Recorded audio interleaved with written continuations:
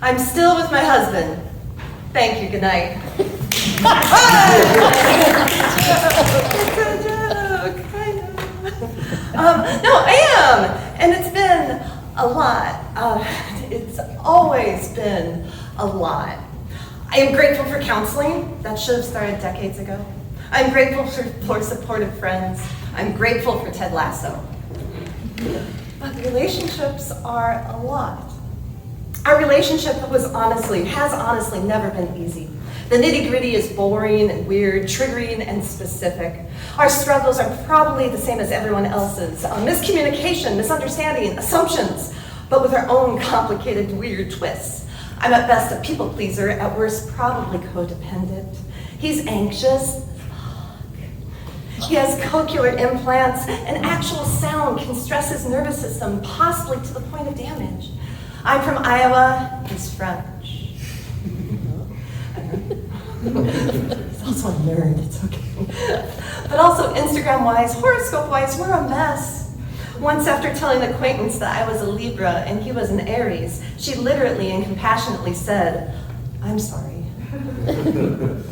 And here we are in 2021, 10 years married, still exhausting each other over the insane details. Toothbrushing, the kitchen sink, too much noise, not talking slow enough, not enough smiles, not enough kindness, miscommunication. And parenting, the match to the hidden box of gunpowder. Who knew? And despite all this, we can do hard things. In 2016, our second child, Felix, died at 6 months. And we actually walked through that mostly hand in hand. What a pickle. And it's never been easy. 6 months before the pandemic started, I almost moved out. He said he didn't feel heard or listened to. I said I didn't like emotionally charged criticism. And then I got chased out of the house with a box of frozen chicken nuggets. It's true. So I said I was going to go. And then I didn't. I stayed. But what does that mean? Was I in it? Yes. How much work is too much or the right amount? What is enough? What are you getting out of that relationship by staying? And also, what are you showing as an example? Because think of the children, literally. Our new couples counselor, because our first couples counselor died of a heart attack last summer. Oh, Marge. Our new one says, it's around an 80-20 split. 80% happy to 20% bummer. But also, what is math? I think everyone struggles, and that all relationships are work. Even those with perfect from the outside relationships, those who post Instagram pictures of their hot partner. There seems to be many of you. Are those posting little loving anniversary notes to the void. There's something sweet there, but also feels a little like church. Maybe the good part of church? What is church? Needless to say, you all realize your relationships look perfect. Well done, jerks. But I know it can't be because humans don't work that way. Back in 2020, before everything, I decided to stay. We take separate trips in February, and the month after that is COVID March. And I become domestically focused, which is shorthand for everything ended, including all forms of childcare. My partner continued to work, having an office-based job and able to turn off his cochlears, while the kids and I did a park tour of the Twin Cities every day. There was no time for any outlet except for boxed wine and Steven Universe. And if you don't know it, it's a wonderful cartoon with more humanity than an episode of MASH. You can look it up. Eventually, our babysitter agreed to come and watch the kids, and space opened for me for some work and maybe something else, an outlet. I decided to start writing songs on the ukulele. Woo! Thank you, Aaron. I bought a pack of art prompts and just began. 2 songs a week. They didn't have to be good, they didn't have to be long, they just had to be done. I now have binders full of songs, oh no, and stickers. Each song about 2 minutes long. Some are okay, some are weird. I've gotten better at singing. I know at least 7 chords, which is 4 more than you will ever need. I now travel with the ukulele, as other substances aren't great for my parenting afterwards. This machine make dream of killing fascists. But mostly it just sounds like a ukulele. And boy, howdy, does it make me sane. Not to go off on a tangent, but here I go. Maybe you too had a pandemic ukulele purchase. The director of acoustic instruments at Guitar Center was quoted saying, "I can't give you numbers, but it turned into the hand sanitizer of the musical instrument world." What an endorsement. And this was an article about William H. Macy's love for the instrument. It's true, you can look it up.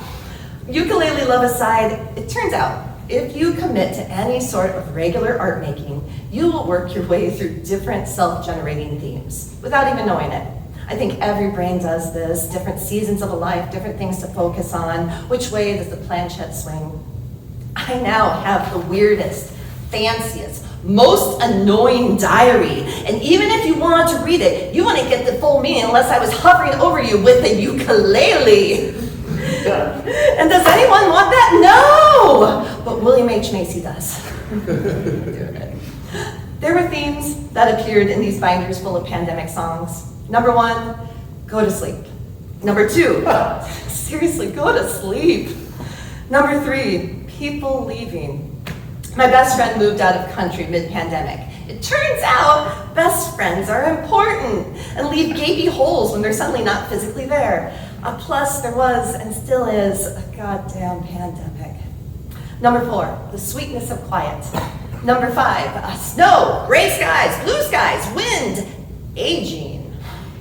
Number 6, a number of songs about people finding each other again after a long time apart. Those are nice. There are at least 3 apocalypse songs, at least 2 with the message of the authorities will kill you, and at least 1 mentions a Twin Cities landmark because the Hold Steady, which is a band that was previously in the Twin Cities and now currently still drops like suburban references. You can look it up. There were 2 witch songs, 3 space songs, many, many, many mentions of coffee, some lakes, and at least 2 divorce songs.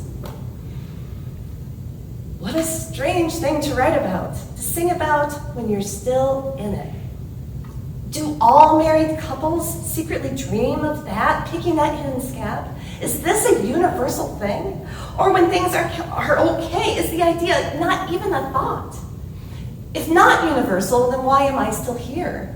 When I almost moved out, I got my tarot read, and the tarot reader very directly said, "Divorce is ass. Get a $50 Minnesota joint divorce. My divorce was great." My counselor says maybe the tarot reader was projecting just a scooch. But still, did I actually compartmentalize the last 10 years? 3 children, cochlear implant struggles, surgeries. We've honestly had a lot going on. Is this actually what a relationship is supposed to feel like? Is this what I want in a relationship? Have we both given up too much? That 80-20 split, did we make it? It's the agreement of now, the smiling at each other of now. Is that balancing out the hurt of the past or the unknown or divorce? The possible grief and freedom? What song is next? Neither of us post much about our relationship to the internet. We don't even try for the illusion of perfection. But here we are, still together. I still wear the ring, even though the stone went missing decades ago. And how's that for a metaphor? But do you need a stone or even a ring? Turns out, no. We do love each other, we know that. Is just love reason enough to stay? It's different for everyone. And I know you jerks' relationships aren't perfect either. So I'll get my tarot read again, this time masked. Instagram will tell me that love is a process of choosing, and then choosing again and again every day. And then I'll swipe to a picture of your hot spouse, probably in a lake. I'm different now, probably more different than I've ever been. And I'm sure as many of you have experienced, if turning 40 or having children burns away the fucks, try living through a pandemic. Universally, the fucks are as ashen as California. Too soon? It's too soon. Canada. But what songs are next? More divorce, more sweetness, more people coming together after a long time apart. The ukulele, thanks Sarah, is a happy sounding instrument, and maybe that's good. Maybe that influence is a necessary one. Until then, We will continue under our new couples counselor, piecing out each other, rattling each other's cages, and watching our themes, working with hopeful eyes for that 80-20 split.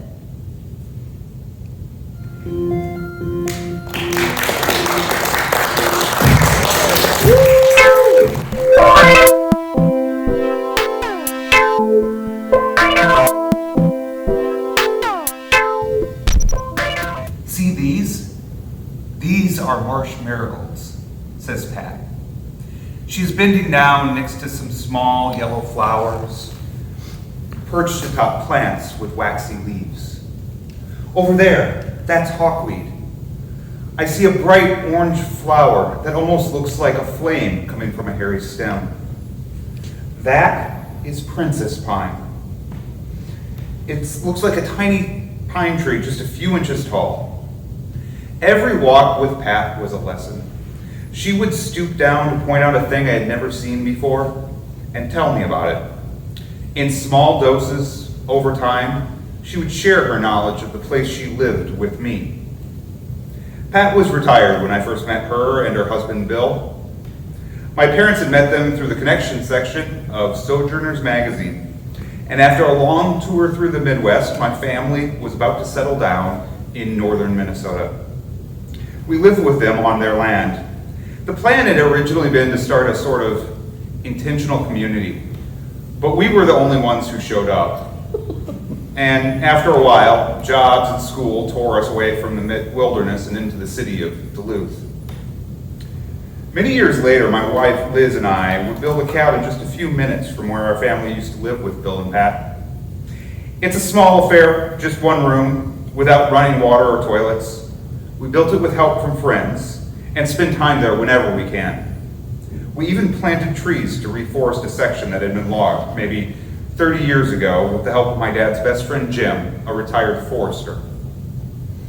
Bill, too, had planted many trees in the area. He had a tree farm sign in his driveway, but planted many more trees than he ever cut down. Bill taught me how to tell a paper birch from a quaking aspen. He called them popple. Pat, too, taught me how to tell balsam from spruce by gripping the needles or looking at the way they were arranged. I learned the difference between white pine, red pine, jack pine, and tamarack. Watching our saplings grow, I think about how planting a tree is a work of service. I walk the road and I see tall trees Bill planted many years ago, knowing he would never see them in their full glory. Year after year, I watch the slow progress of the trees we planted then march towards the sky, and I wonder who might someday stop and rest in their shade. Our cabin is nestled in a stand of aspen, Bill's popple. Each stand of aspen is a colony sprouted from a single seed. The trees send out roots, and each new tree is a copy of the first. Over time, the grove thins itself out. A single tree will die to make room for the others around it, who are also it. In this way, a colony's root system can live for many years. One, in Utah, may be 80,000 years old. When we first bought the land, we would camp. We wanted to get to know the land. Our dog Kugla took naturally to the woods, galumphing up trails and lapping up water from streams. We started in our backpacking tent and then moved to a larger canvas tent given to us by a friend. We can stand up in the not rain. We are happy. One year we were hunting for Christmas trees in the woods near the cabin. Kugla is with us, and then suddenly he isn't. Kugla is a 125-pound goof of a dog with a big white face and a constant smile. His breed are called Velcro dogs. And he had always lived up to this name, not needy, but never far from your side. We didn't put him on a leash at the cabin. We didn't need to. He never ran off. So when I saw no sign of him, I was worried. After 5 minutes, I find him. He's down a hill, staring with absolute focus at the base of a tree. As I get closer, I see the reason why. On the other side of the tree, in a thicket, I see the eyes of a deer. She sees me, and then gets up to run and collapses immediately. In the split second before she falls, I can see why. She'd been hit by a car. Her hind leg is broken and her hip a bloody mess. We call a game warden and he tells us she is beyond helping. He puts her out of her agony and asks us if we want the meat. We say yes and teach ourselves how to field dress a deer using nothing but a kitchen knife. We take everything we can and leave the rest for the coyotes, birds, and prey. March 2020, the pandemic has hit. My office closes, this theater closes, everything closes. We haven't been working from home very long when the question arises, if everything is virtual now, why not work from the cabin? We go up for a trial run. It mostly goes well, but the gaps are glaring. We make a spreadsheet, barriers to long-term living at the cabin. We make action items. We make a budget. We build a shower. Besides the shower, a refrigerator and temporary office are the major checklist items.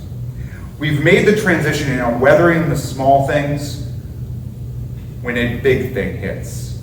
It's 3 a.m. when Liz wakes me. She's been awake for some time. Kubla is bloating. Bloat is when a dog's stomach turns over on itself, cutting off flow in and out. It fills with gas. Kubla was an old dog when it happened, and it is an hour drive to the emergency vet in Duluth. By the time we get there, it is too late. We aren't allowed to go in the clinic because of COVID. I'm not supposed to do this, but do you want to say goodbye in the alley? The vet asks. With tears in our eyes and masks on our faces, at 5 a.m. in a loading dock off a frontage road, we bid our best friend farewell while workmen emptied trash into a dumpster behind us. He was with us, and then suddenly, he wasn't.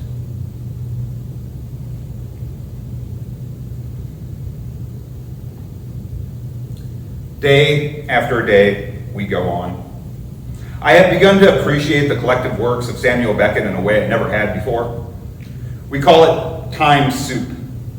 The whole world sits isolated, alone, day after day without any of the normal signifiers of time passing. Birthdays are gone, reunions are gone, vacations canceled. Day after day, the whole world waits for their Godot. Slowly, we turn to the earth and see time pass through her eyes. I learned that the shrubs that surround us are actually hazelnuts and harvest them. We put up bird feeders and plant a garden. We learn to identify spiders and do homestead chores. We harvest choke cherries and mushrooms. Mushrooms, those glorious reminders of nature's full cycle. The part of the mushroom that we eat is only the fruiting body of a much larger organism, the mycelium, which lives beneath the earth or in the body of trees, breaking down dead plant life and turning it into soil so that new plants can grow again. They're not plants or animals, but belong to the fungus kingdom, without which life as we know it would not continue. The death of the old tree makes way for the new sapling. The colony continues. Autumn arrives, and I decide to hunt deer for the first time. I've been wanting to for a while, but finally feel confident in my skills to hang a stand. Liz has left to help with a family medical emergency in Florida. I stay behind with our remaining dog, Luna. A friend comes up for opening weekend. Neither of us are successful, but the company is welcome. My friend leaves, and I spend another week in the stand, watching a weasel dart through the stream, birds flit through the trees, and the deer make their way beneath me, eating as they go. It snows, and I spend hour after hour watching winter come and wilderness prepare. I don't see any deer I can or would want to shoot, and I think about my grandfather who once wrote a letter, a 4-page letter talking about his hunt, all the things he saw sitting in his stand for 2 weeks. At the very end it said, "Finally, on the last day, I saw my buck. Carefully, I took my shot. It is enclosed in this letter. Folded neatly in our copy of the letter was a 3x5 photograph of the deer he didn't shoot. I think a lot about my grandfather up in my stand. I wish he was still here so I could ask him about my hunt. What am I doing wrong? What else should I be doing? Eventually, Liz returns from Florida, and very slowly the prospect of something more like normal looms on the horizon. Friends visit and bring their kids, and we walk through the woods and roast marshmallows around the fire. As I walk through the forest this fall, I see the ferns turning brown, returning to the ground for another winter. I don't doubt they will return in the spring with new life and vigor.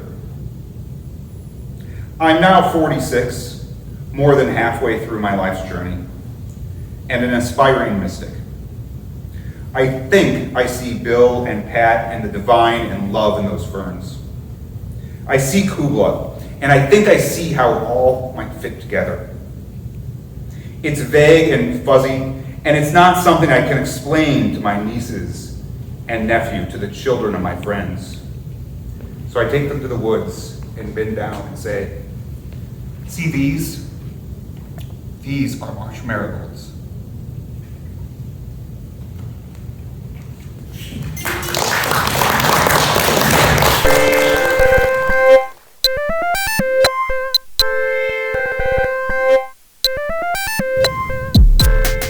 There is this mythology around meeting your children for the first time, about going through the harrowing process of labor and delivery, experiencing pain beyond your wildest imagination, and surviving it, conquering it, and being rewarded with an overwhelming wave of love for your child, beyond anything you ever felt possible.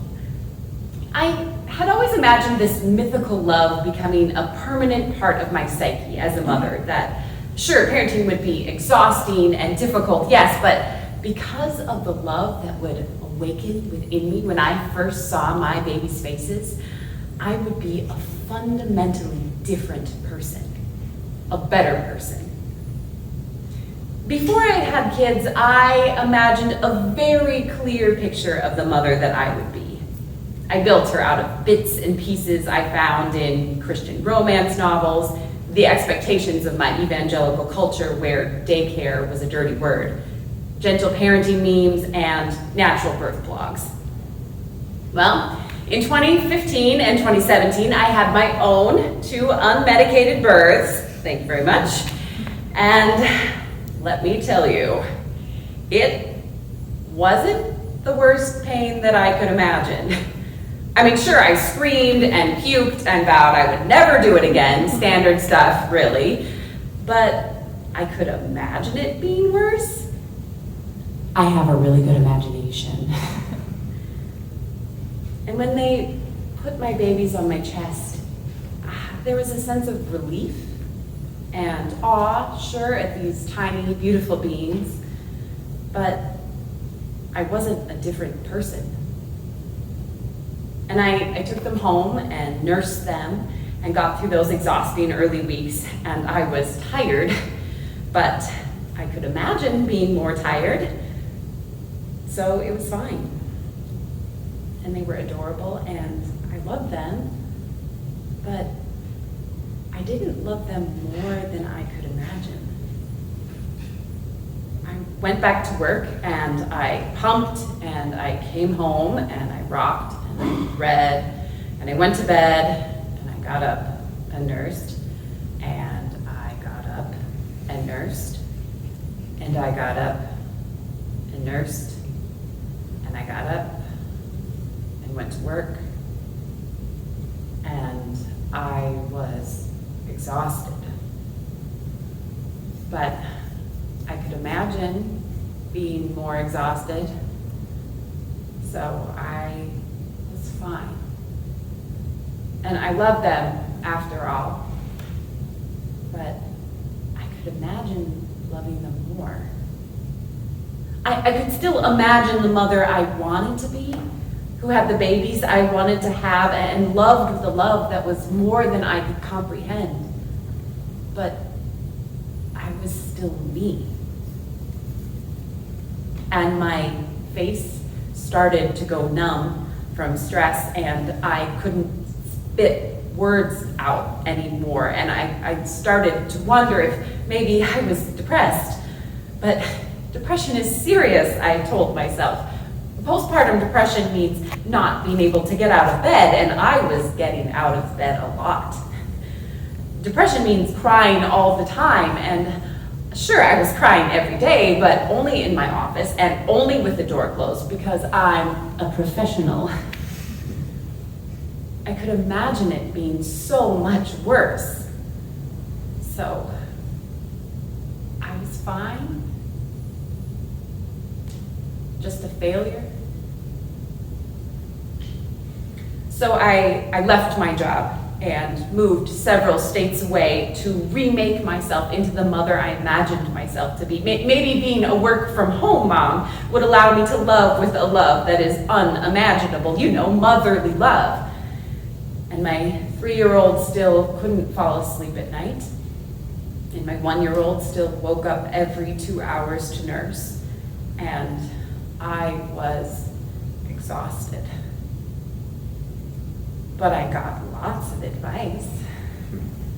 Oh, cherish these days. They go so fast. They feel so slow. Oh, I miss those days when the kids were tiny. I bet you love being home with them. No, I don't. The dishes can wait, soak in every moment of joy. What moments of joy? And I could imagine the mother that everyone thought I should be, who was grateful and joyful and attentive. But I was not her. Finally, I went to the doctor. Maybe I was depressed.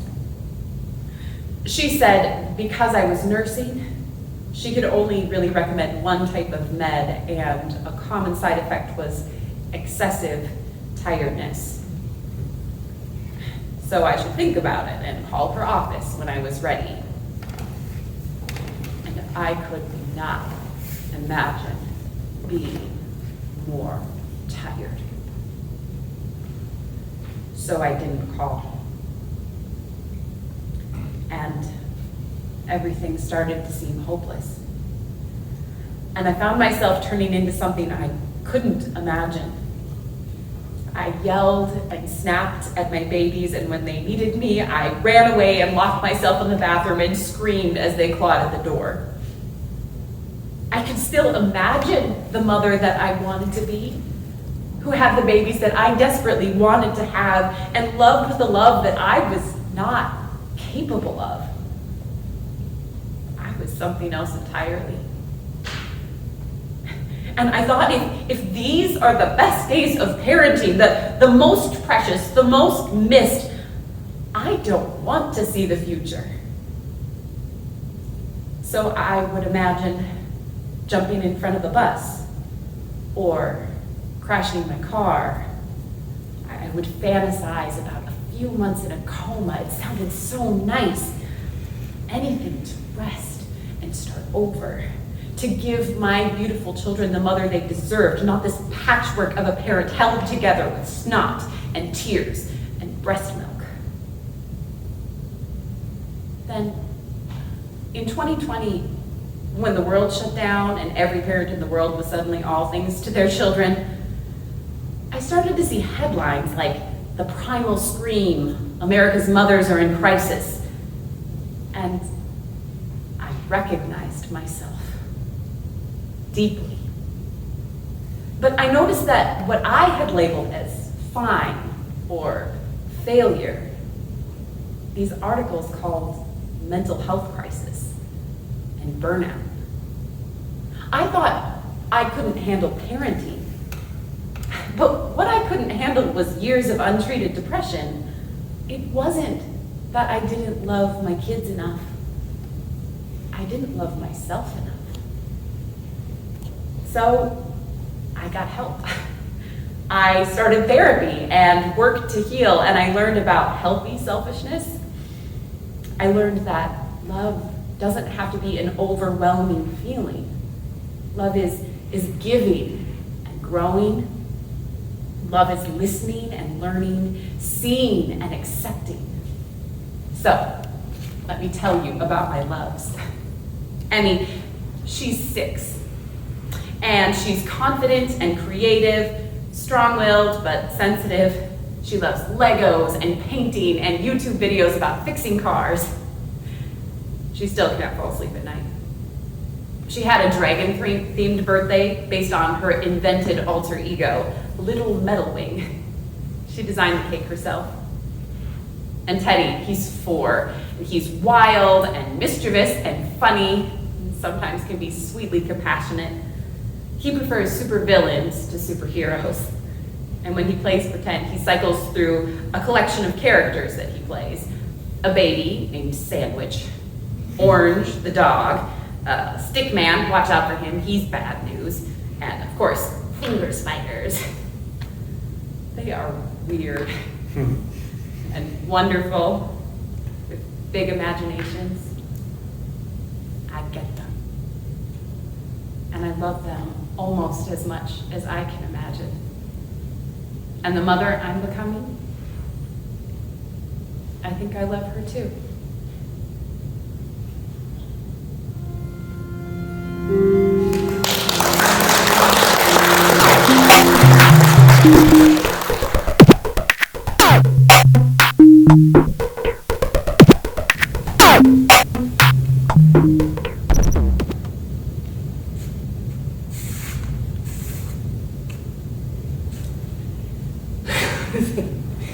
I can't tell you what a huge moment this is for me. Standing here on stage, looking out at all of you. I'm helplessly in love with this moment. Walking out on stage, feeling my bare feet against the floor, the lights on my face, and to see you. All of you. You're having a shared experience, right? All of you. And I get to watch. Okay, the voyeur in me is extra thrilled in that format, but not only can I break the fourth wall, but I too get to share in your experience. Every one of you, you've come here because of something you love, right? Is it theater? Is it Shannon Custer? Is it storytelling or the Crane itself? Supporting local artists who have been confined to TikTok for a creative outlet for 2 years. But you came here with love, and so did we. That's a shared experience. We love what we do, and we love what we create.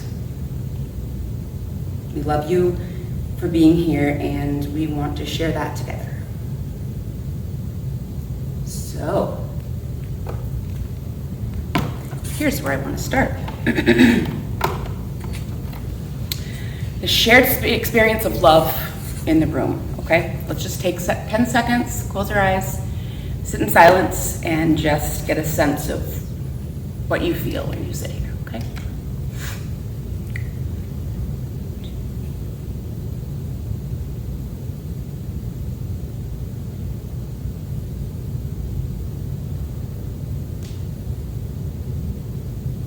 Did you feel anything? You know what I felt?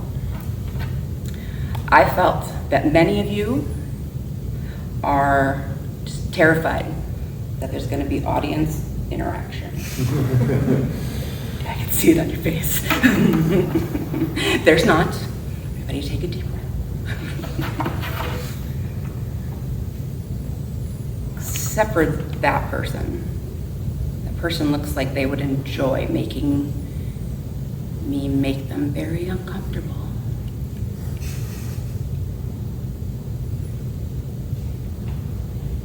Okay, we'll talk after the show. All right. Anyway, shared experience. Oh, Regardless of why you're here, who for, or why, what draws you here, you're all connected. You sit in your chair, you chat, you look over the program and await the fade of the house lights. As they do, the experience begins. The shared experience of being here, sitting safely, masked, vaccinated. Oh, here's my card, by the way, also vaccinated.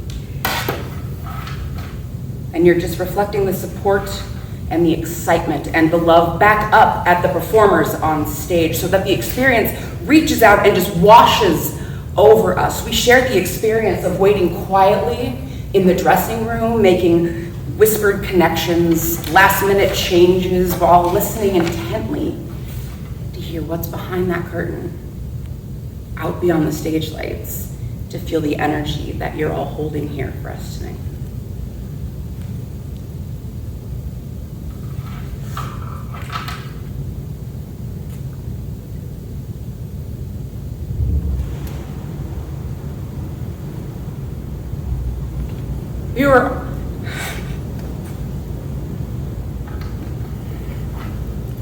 We were all in very real danger.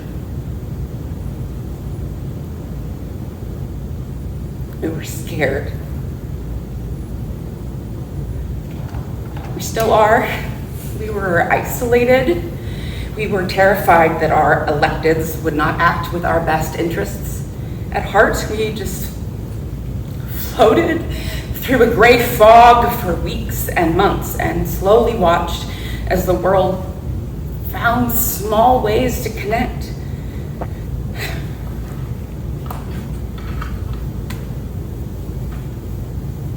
Italians singing in the streets and New Yorkers doing duets between them and their walls. And we all just felt a little bit less alone. Yeah.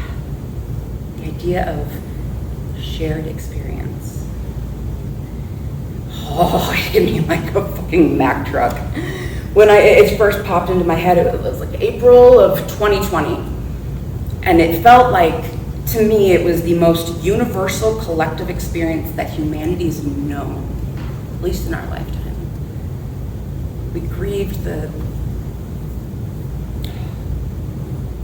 well-being of Earth and everyone on it. And somehow within that grief, we found ourselves. We found each other on social media, newspapers, keeping close contact with our loved ones overseas in whatever way that we could. It's a shared experience of love and hope across the globe. I just can't get the concept out of my head. It was so huge. It was so empowering. So much love just circling around and back again and over, even in the face of uncertainty and fear. And then a sigh of hope. Pfizer, Moderna, J&J all rolled out their vaccines, and we waited our turn. We celebrated with others when they were able to get their dose, sharing in the swirling emotions of relief, hope, guilt, fear, and disbelief, counting the days until our number was called.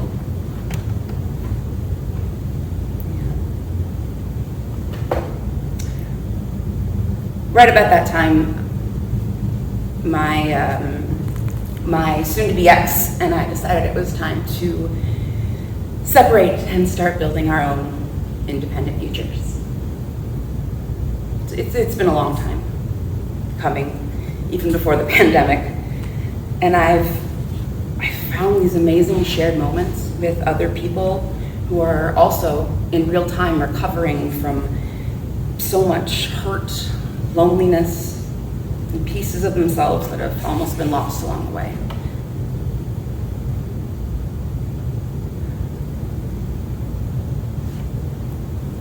What it comes down to, for me,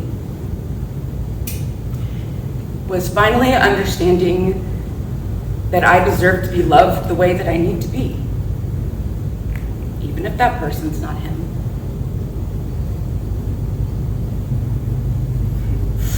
At the moment, it's all paperwork and ethical co-parenting.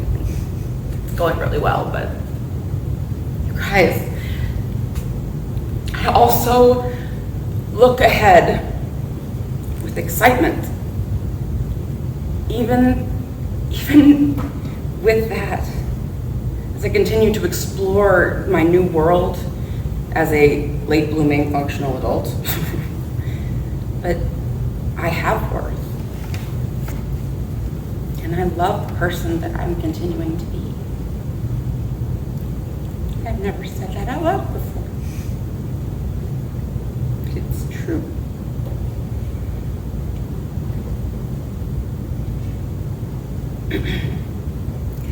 Let's jump to March of 2021, shall we?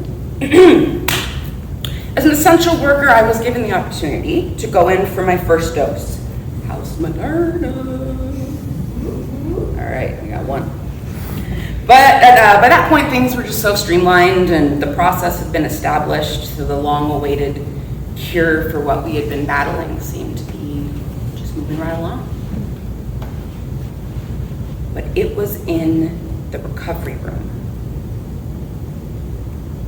The recovery room that I became keenly aware of 12 strangers just sitting nearby, having the same medicine coursing through their body, infiltrating their system, and creating a radical shift in there. Me. Our bodies were literally sharing the experience of protecting ourselves and our world together. No one talked. There were people on their phones, they were on their computers, staring at the wall ahead, counting the minutes on the clock until we would be safely released into the world. And then what happens next? I think about that day a lot. A shared experience with no words, no interaction, not even eye contact, not even any necessary knowledge of commonalities, but with an all-encompassing love that myself and 12 strangers were feeling in that moment at last when we looked into the future. It was different than 6 hours before.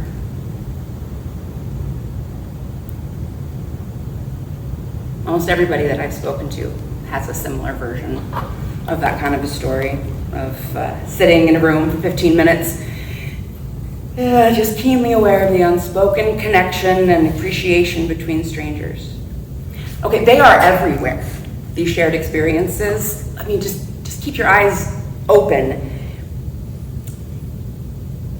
I cannot articulate how much I enjoy drilling down into this concept or why, but I finally got to a point where I discovered that the deeper that I looked, the more that I noticed love just flow through even crowds of strangers. You might all be strangers to each other. You might be strangers to me, or Jen, or Tim, or any of us. But there's love that is flowing through the whole building. And we're showing each other how we need to be loved and how we need to be seen.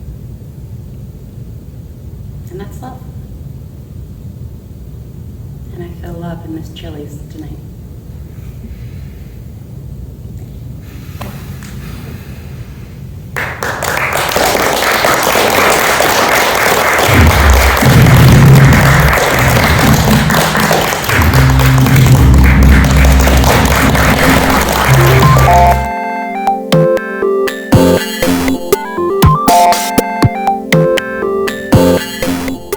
We had no idea what we were supposed to do. She had never seen the Rocky Horror Picture Show before. I had no experience playing any of the parts live. It was the first time we met. She wore her obligatory golden top hat, and I had a scar drawn across my forehead.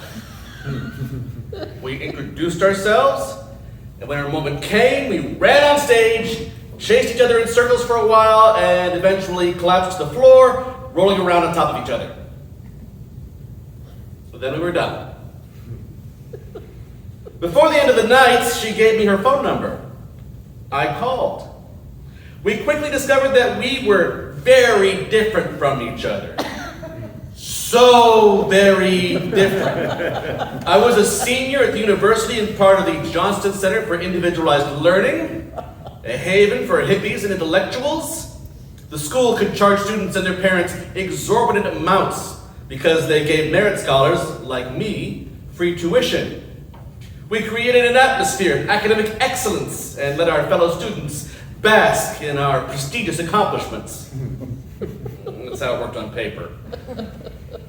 She was not part of the Johnston Center for Individualized Learning. She was not a merit scholar. She and her parents created an atmosphere of fiscal solvency and let students like me bask in resources paid for by their money. She was also a member of a sorority. In my 4 years at the university, I had never gone to Greek Row for any parties. I had no interest in obnoxious bro culture. I was perfectly happy to drink and behave obnoxiously with people of my own culture. Thank you very much. As she and I got to know each other, I learned firsthand stories of these Greek parties, and Jesus, it was so much worse than I feared. Now don't get me wrong, I was a problem drinker, but wow, I never reached the point where vomiting was considered a sound strategy for being able to drink more. I'm so glad that I stuck my preconceived notions. Nonetheless, the two of us hit it off and began learning about each other by asking the truly profound questions. How many people have you slept with? She asked. 5, I said. That was including her.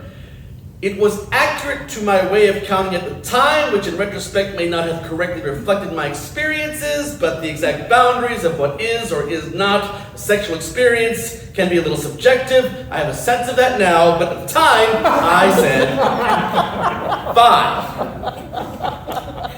5. There was an awkward pause. I asked her the same question. She said, more than 5. It became clear that the differences in our experiences were more than just the number of former partners. I began to get, have you ever had sex on a beach? She grew up in Hawaii. I grew up in South Dakota. When we say beach in the Black Hills, we mean a patch of mud by a lake, so not quite exotic experience as you might imagine. No, I have not had sex on a beach. Oh my God. I can't believe you've never had sex on a beach. Have you ever had sex in a truck? No. Oh my God, I can't believe you've never had sex in a truck.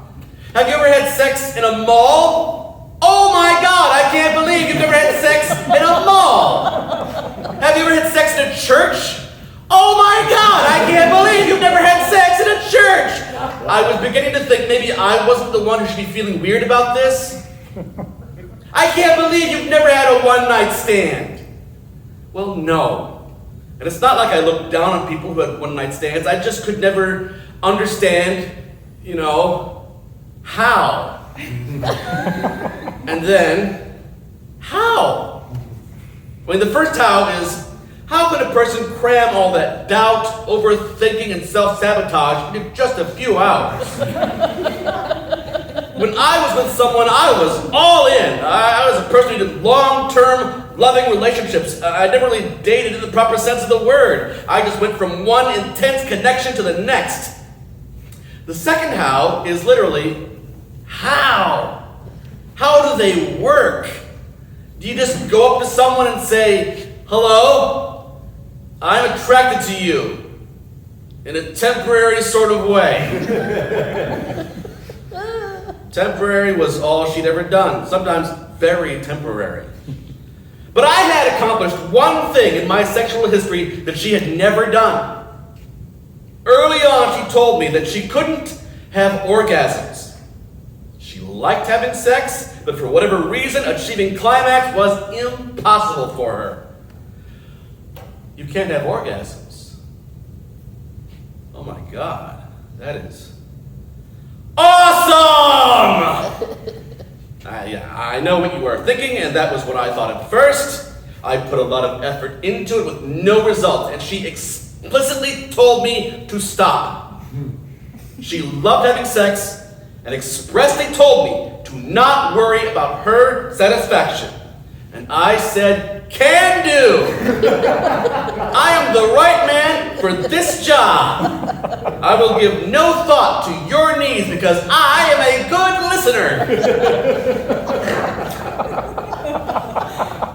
Quick aside, I believe she was telling the truth, but if you're going to tell one lie to a partner, might I suggest I can't have orgasms? People have the pride. People will put in the work. I felt like we were getting close. At that point where you were yelling, oh God, I'm there, I'm coming, yes, yes, yes, and then you punched me twice in the face. You hit me really hard. So did you, no? Nothing? All right, give me a minute, we'll try again. I think you dislocated my shoulder. Back to my story. We had gotten together just a few weeks before my graduation, and I had no plan for what was coming next. At the end of 4 years, the one thing I had gotten really good at was living in a college environment in California. By day, I created an atmosphere of academic adequacy and let my fellow students bask in my forgettable accomplishments. By night, I cruised from room party to room party, dazzling guests with my seniors' wit and thirst. But the apocalypse was coming, and she helped keep my mind off that fact. Until the apocalypse came. I graduated. I floated back to South Dakota and got a job in a stationery store. That summer, she came to visit me. One night we went camping out in the Black Hills. Had sex, so I could check that off the list. Before she went back, she asked if I would come to visit her in California and be her date for this Greek Fling annual event thing. I said, sure. In the fall, a friend of mine moved to Minneapolis from South Dakota to be with his girlfriend, and I tagged along for no reason. I still had no plans. Well, I did have one thing planned. I bought my plane ticket to California for this fling whatever. Shortly before the trip, I spoke to her on the phone and discovered I had no understanding of this event or what was expected of me. Greek Fling was a formal retreat. This was not just another random vomit party. This vomit party was a big deal. And a lot to her, and I needed to show up with a suit. Apparently wearing suits is fun for some people. Some people enjoy shopping for suits. For me, it was the injury of coughing up money I didn't have, or the insult of putting on clothes I did not want to wear. The Greek Fling completely baffled me. Spending the weekend having drunken sex was not a concept that, to my way of thinking, needed a lot of extra chrome to make it more appealing. We were surrounded by people I didn't know, whose values were completely alien to me, and I was beginning to wonder, did she really enjoy having sex?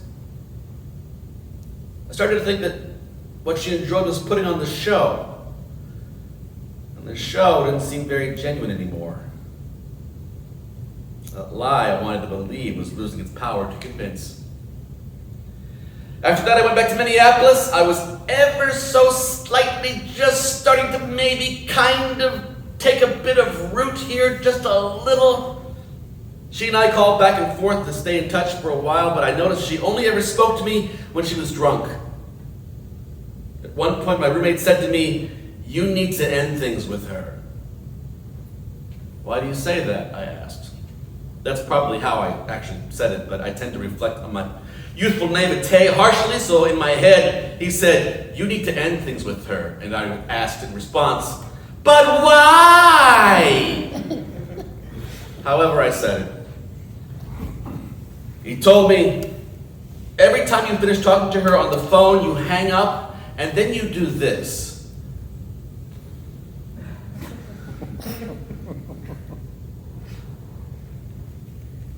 We had no idea what we were supposed to do.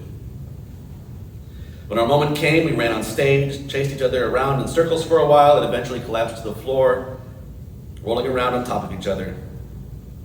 And then we were done. The next time I spoke to her, I told her that I wanted to end things. She was hurt and angry. She told me that she had passed up opportunities because of me. Opportunities!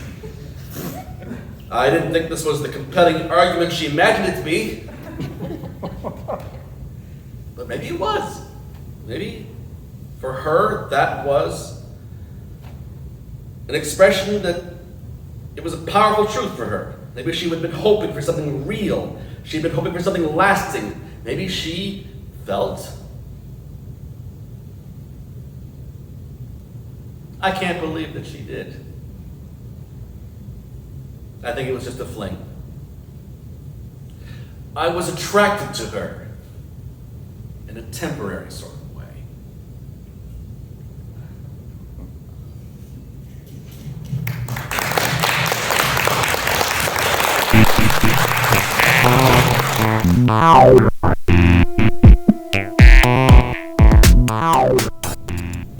Hey, I'm so glad you could make it.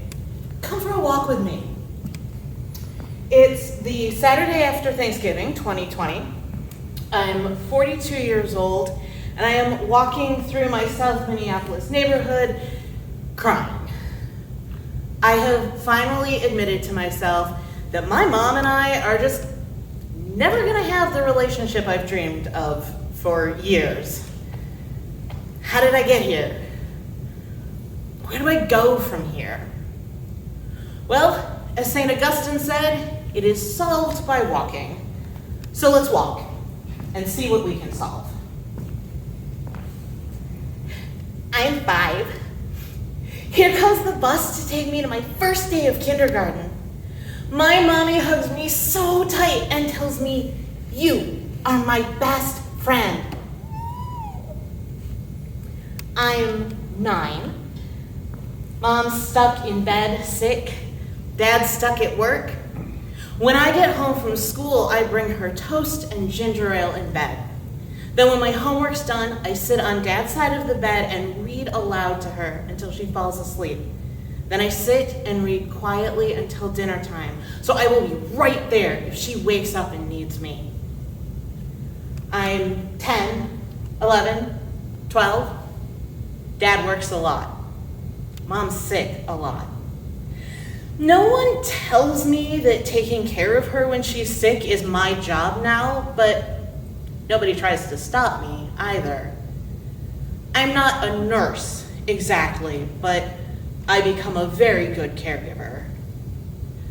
I am 13, 14, 15, 16.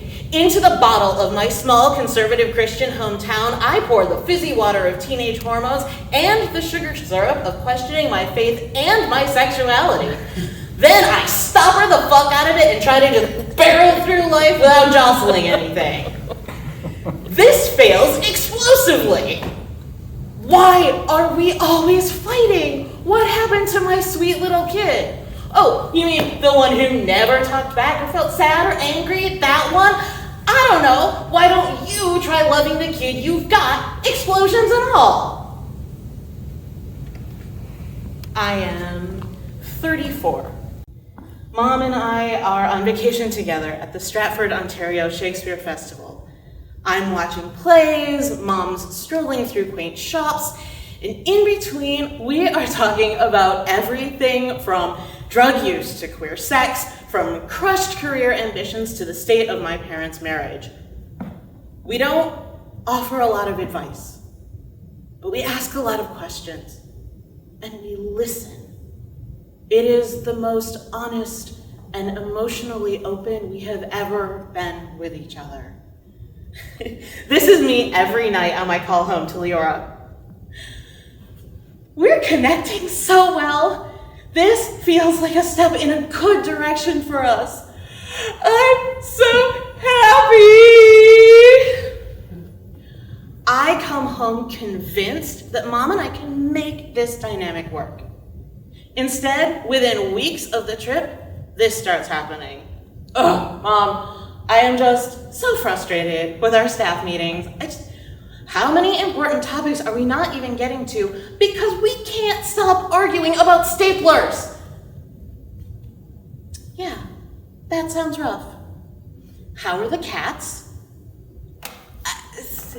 The harder I try to hold on to that closeness we shared in Stratford, the further Mom retreats.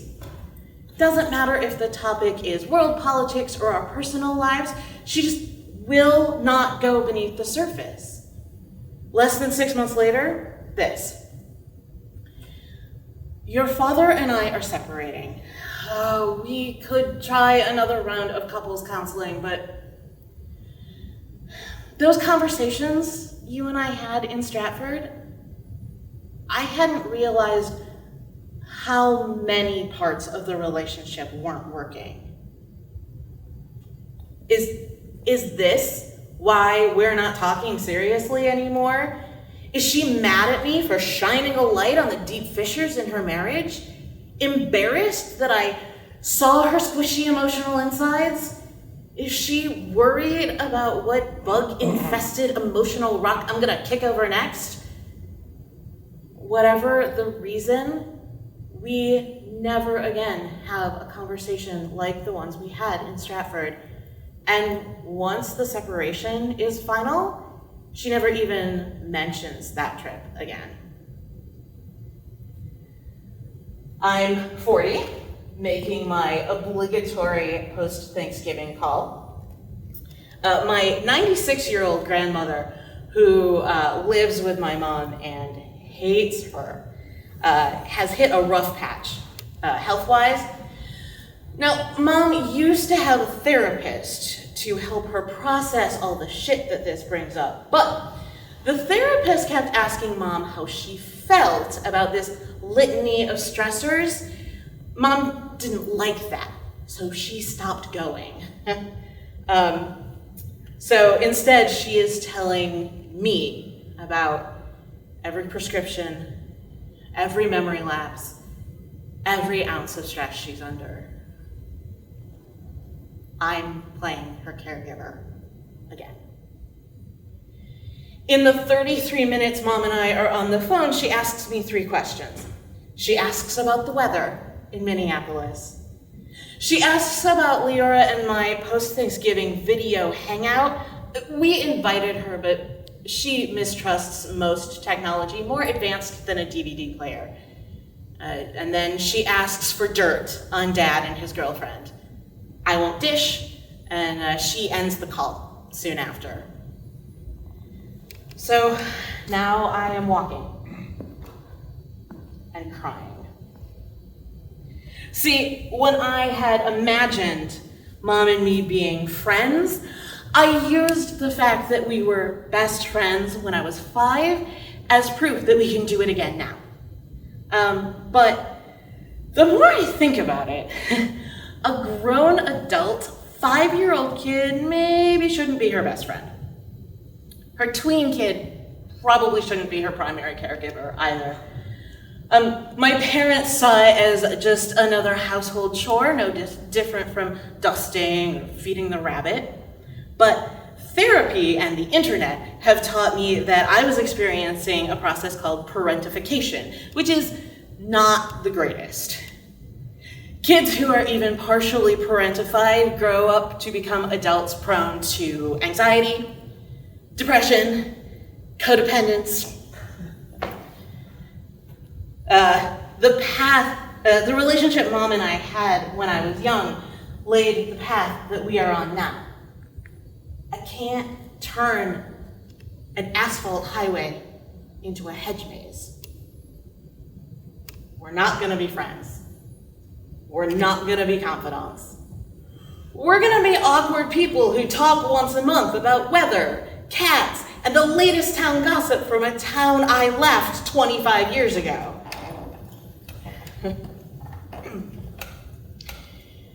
No, Mom isn't the person I might need her to be, but she is unquestionably herself. And I respect that, even if I don't love it. Yeah, it hurts to feel like she doesn't really care what's going on with me beyond the kind of random detail I would share with any casual acquaintance. But I have other people in my life now who care about me that way. I don't need to keep hacking a path through this thicket. Slowly, I'm learning how to step away from the relationship I've dreamed of and toward the relationship that is actually there. I can't solve everything, but I keep walking.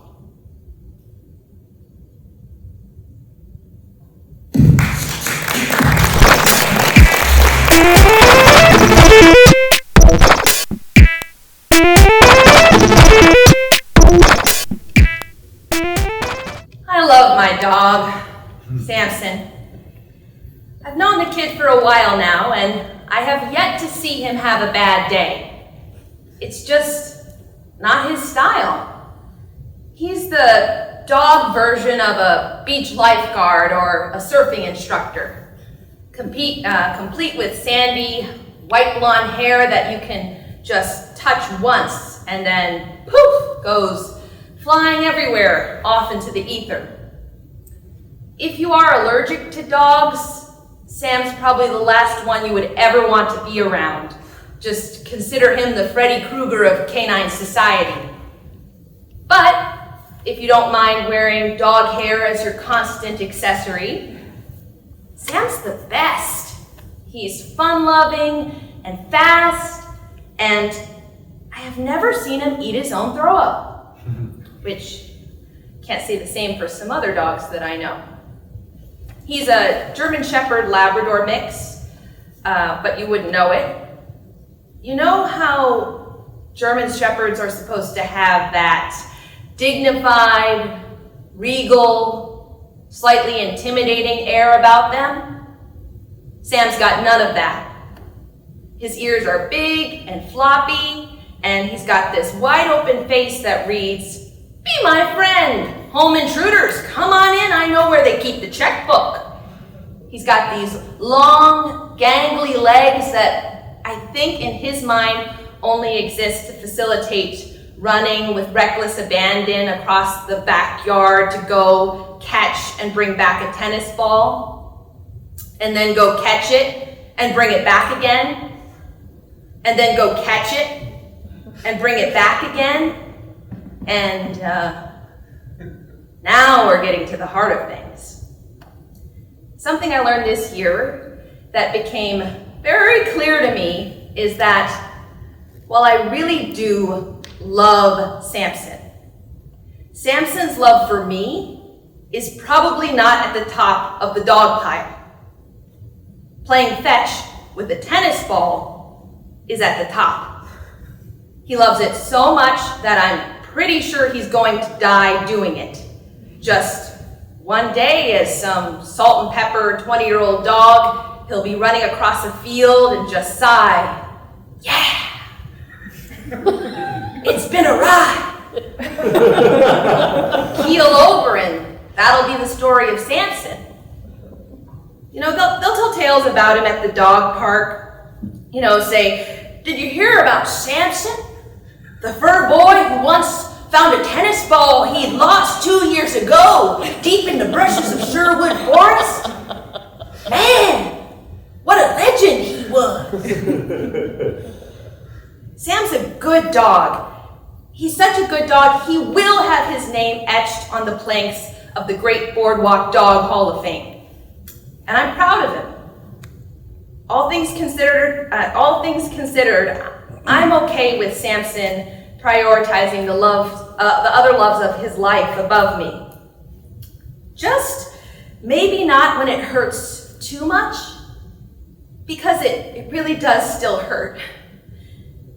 A few months ago, deep in the trenches of working from home with Sam, also at home, I took a work call and decided to multitask by also taking Samson out for a walk.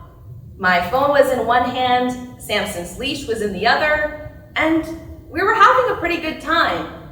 Sam had gotten used to the idea that there really was no getting away from me, nor I from him.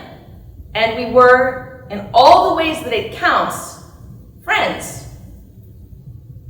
And then Samson saw the neighbor dog in her yard. And if I'd been paying attention, I might have been able to avoid catastrophe, but I made the mistake of thinking that Samson and I were on the same page here. That he would respect my work call. That he would prioritize my priorities. It didn't happen. Turns out, in that moment, Samson valued getting down with the dog next door over my very life. And he bolted. He bolted so fast and so hard, I plunged shoulder first into the ground.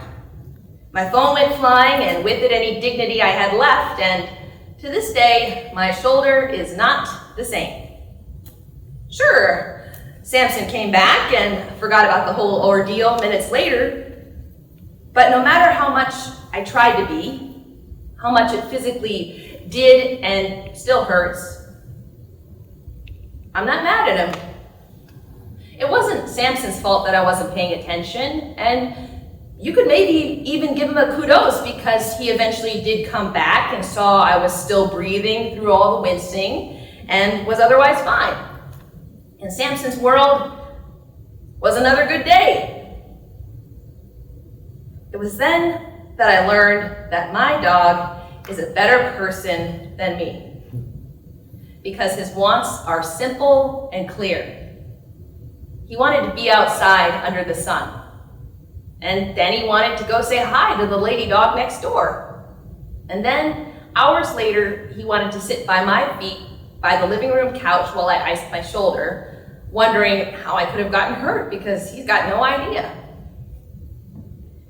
Samson may not realize to this day that the reason why I was at home taking the work call, putting myself in the shoulder-shattering position in the first place, was because of a global pandemic.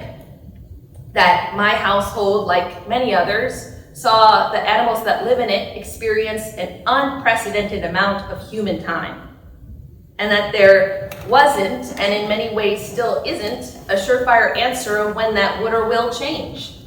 When all the dogs and cats and parakeets and domesticated raccoons that we've smothered, the rug pulled out from underneath them, when we all go back to the office and to the mixers and to the wider world.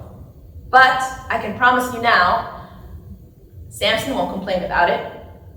Just like he didn't complain when the humans he lived with were suddenly around all the time. He takes each day as it comes and all the little joys in it. Because with each sunrise comes the potential for an opportunity to go outside and catch a tennis ball and bring it back. And then go catch it again and bring it back. And then go catch it again and bring it back. Until my arms get tired because Samson will not. You know, these days, I know that the world is doing what it can to get us all connected face to face again. And even though that's happening, Samson is still one of the few living beings that I see on a daily basis. And I've been thinking about when the time comes when there'll be lots of places to go and things to do with human people. And I know that Samson won't complain about missing me because it's not his style. And who knows, maybe he too will have better things to do. But I will.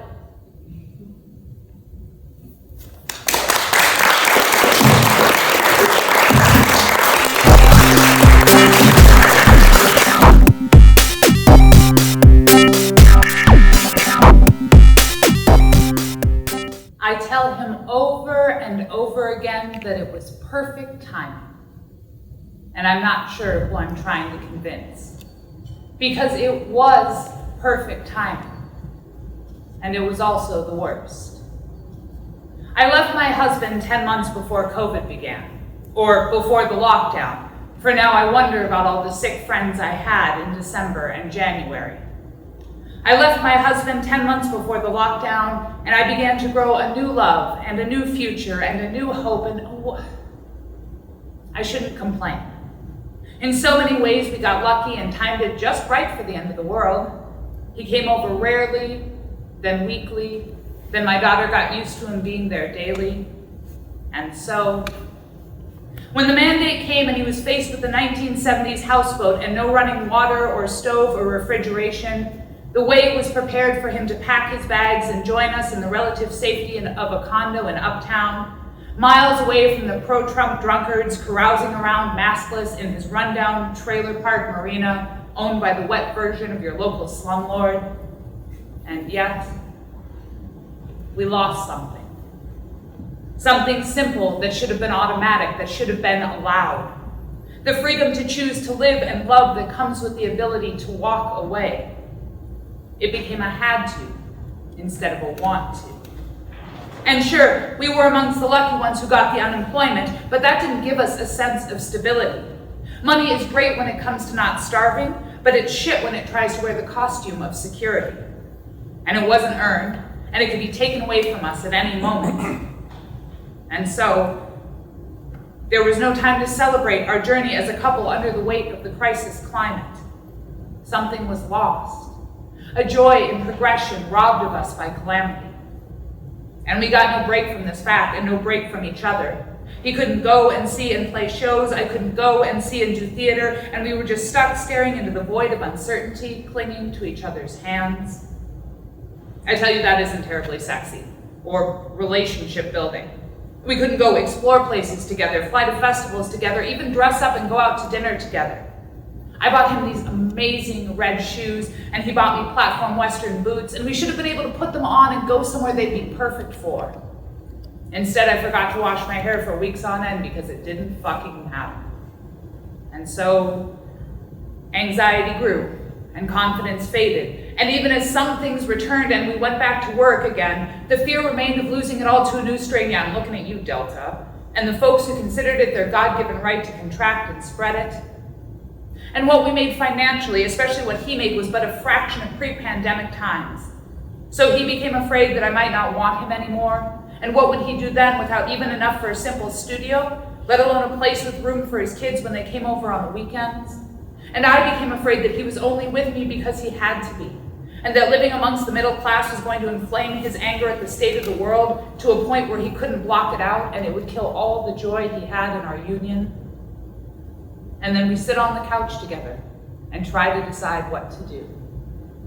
It isn't that we have a lack of activities all over the house, but we have a lack of enthusiasm. It's awful hard to use a puzzle to beat back the depression of the time. And yet, we love each other fiercely.